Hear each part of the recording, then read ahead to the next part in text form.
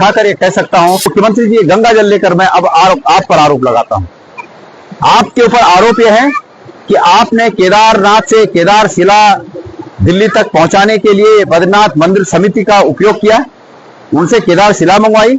आप पर आरोप है कि आपने दिल्ली के बुराड़ी में तथाकथित रूप से केदारनाथ धाम की स्थापना के लिए जो सदस्य इकट्ठे करके उनका रजिस्ट्रेशन करवाने में मदद की, उसके साथ आप उन लोगों के साथ आपके पहले से संबंध है। ये आरोप मैं लगा रहा हूं। आप आकर यहां पर इन आरोपों का कोई अदालत नहीं है इससे बड़ी। जिस जगह मैं खड़ा हूं, इस जगह से बड़ी कोई अदालत नहीं है।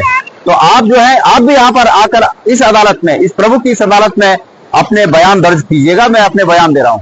तो आपने वहां पर वो सहयोग किया। आपके मुखार बिंदु से ये शब्द हुए कि जो लोग केदारनाथ नहीं जा पाएंगे वो लोग यहां पर आकर दर्शन कर सकते हैं। आपने ये बात कही। आपने एक नया धाम केदारनाथ के रूप में एक नया धाम दिल्ली में बनाने की स्थापना करने के लिए प्रयास किया। ये मेरे आरोप हैं। और अगर ये सच नहीं है तो आप कृपया यहां पर आकर इसी प्रकार से गंगा जल को हाथ में रखकर आप भी अपने बयान दर्ज करा सकते हैं। इसलिए मुख्यमंत्री के रूप में आपकी प्रतिष्ठा यह है कि आप उत्तराखंड के मुख्यमंत्री हैं, और उत्तराखंड के मुख्यमंत्री से यह अपेक्षा नहीं की जाती कि उत्तराखंड का मुख्यमंत्री चुनाव को जीतने के लिए झूठ का सहारा ले। वैसे आपकी पार्टी का ये तो इतिहास है कि आप चुनाव जीतने के लिए झूठ तो क्या, आप कुछ भी करने को तैयार हैं।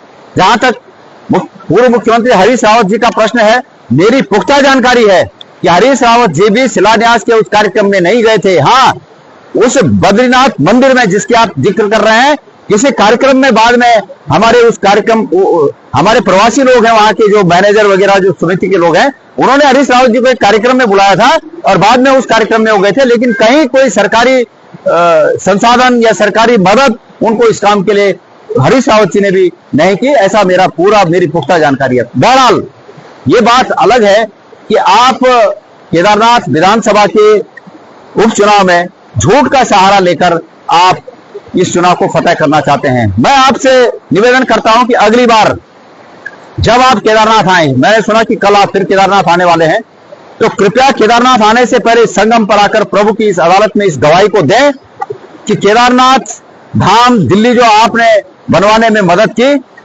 उसमें क्या आपका रोल था, उसको इस पर यहां पर आकर आप जरूर कहिएगा। मैंने इतनी बार कह दिया, लेकिन राजनीतिक मंचों से आपने उस बात पर कहने के बजाय आरोपों को लगाना ज्यादा उचित समझा।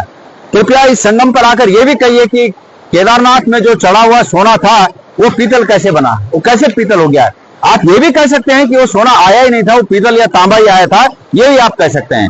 तो कृपया आप आइए और इन बातों का यहाँ पर प्रभु के इस सबसे बड़े अदालत में इन बातों पर अपनी गवाही दर्ज कराइएगा। मैं उम्मीद करता हूं कि जरूर आप इस पर रेस्पॉन्स करेंगे। बाकी मेरा नाम लेने के लिए, क्योंकि आप भाई मुख्यमंत्री हैं और आपने मेरा नाम लिया, तो मेरे लिए तो ये बड़ी बात है। आपका बहुत बहुत धन्यवाद।